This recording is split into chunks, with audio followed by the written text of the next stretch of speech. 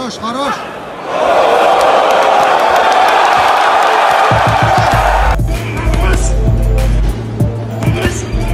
Ассалаумағалейкум бокстер қауым.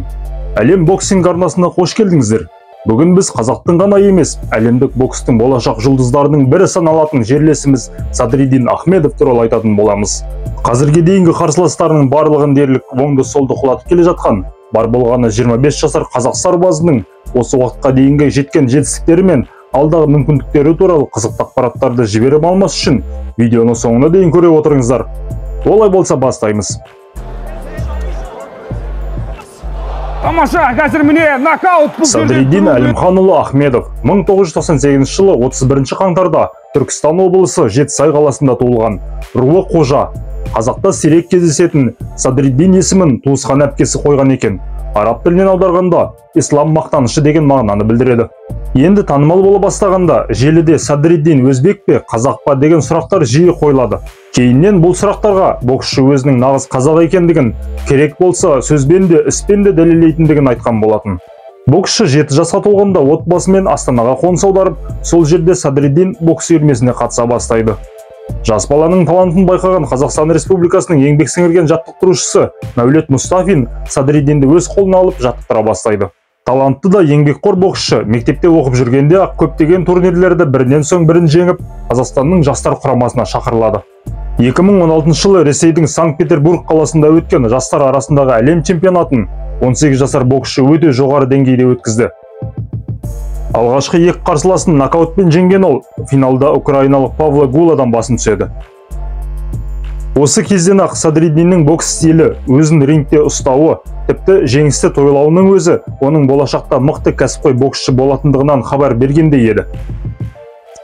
Чемпионатты жеңген жылы Садриддин Қазақстандағы жылдың үздік боксшысы атағына ие болады. Сонымен қатар ересектер арасына қосылып, 69 келіде Данияр Елеусіновтармен бәсекелей бастайды. 2017 жылы Таиландта өтетін дәстүрлі король кубогы атты халықаралық турнирді жеңіп алады. Тіпті бұл турнирдің финалында Рио Олимпиадасының күміс жүлдегері өзбек боксшысы Шахрам Гиясов Садриддинмен жұдырықтасудан бас тартады. Онымен де тоқтап қалмай, дәл осы жылы Астанада өткен президент кубогында жеңіп алады. Турнирдің финалында өзбек Баба-Усман Батыровты жеңген болатын. Сөз арасында айта кетсек, дәл осы өзбек боксшысы бір жылдан соң Азия чемпионатының финалында Асланбек Шынбергеновті жеңіп, Азия чемпионы атанады. 2017 жылдың соңында Садриддин Ахмедов кәсіпқой боксқа ауысуға шешім қабылдап, канадалық Eye of Tiger Management промоутерлік компаниясымен келісімшартқа отырады. Бұған дейін Канадада Батыр Жүкембаев,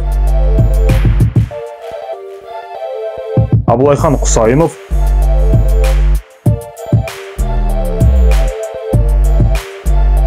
Нұрзат Сабыров сынды қазақ боксшылары өнер көрсетіп жүрген болатын. Кәсіпқой бокста Садриддин өзіне қазақ сарбазы лақабатын алады. Және үнемі қазақ жауынгерлерінің киімін киіп рингке шығады. Мұның да өзіндік тарихы бар. Садриддин бала кезінен әскерге барып сарбаз болуды армандаған екен. Тіпті Мадина Сәдуақасованың сарбаздар әні боксшының ең сүйікті әні болған. Сол арманына жетіп, қазақтың жауынгері ретінде әлемдік ареналарда өнер көрсетіп жүрген отандасымыз кәсіпқой бокстағы алғашқы жекпе-жегіне 2018 жылдың 7 сәуірінде Канаданың Квебек қаласында шығады. Қарсыласы мексикалық Тони Баррерас. Лақап аты Акула деп аталатын бұл боксшыны Садриддин бар болғаны 31 секундтың ішінде бір ғана соққымен рингтің сыртына ұшырып жібере жаздайды. Қазақ боксшысының агрессивті стилі канадалық жанкүйерлерге қатты ұнап, содан бері Садриддинді жаңа Артуро Гатти деп атайды екен. Алайда, бұл менің өз ойым, біздің боксшымыз марқұм Артуро Гаттиден әлдеқайда көп жетістікке жетеді деп ойлаймын. Дебюттік жекпе-жектен соң Садриддин 5 кездесу өткізіп, барлығын нокаутпен жеңеді. Өзінің 7-ші жекпе-жегінде қазақ сарбазы жастар арасындағы WBC тұжырымы бойынша әлем чемпионы белдігі үшін мексикалық Абрахам Хуареске қарсы шығады. 4 раундқа созылған жекпе-жекте Садриддин жанкүйерлердің сенімін толығымен ақтайды. Оң қолмен кросс, содан соң сол қол апперкотпен бірінші нокдаунды белгілейді. Әупірімдеп орнынан тұрған мексикалықты Садриддин созыла ұрған оң қолмен тағы да құлатады. Бұдан әрі жалғастырудың мәні жоғын көрген рефери жекпе-жекті тоқтатады. 8-ші жекпе-жек Алматыда өткен болатын. 10 раундқа созылған жекпе-жекте индонезиялық Джон Рубаны не үшін нокаутқа жібере алмады деп ойласақ, жекпе-жек барысында Садриддин қолын зақымдап алған екен. Осы жарақаттың кесірінен ол 3 айға бокстан шеттеп қалады. Left hook and right. And good.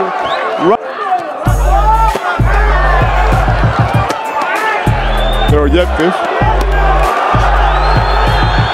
2019 жылы 29 маусымда қазақ сарбазы мексикалық боксшы Даниэль Вега Котаны бірінші раундта жеңеді.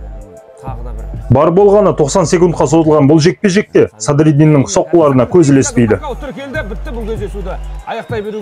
2021 жылы қазақ сарбазы алғаш рет Мексикада жұдырықтасқан болатын.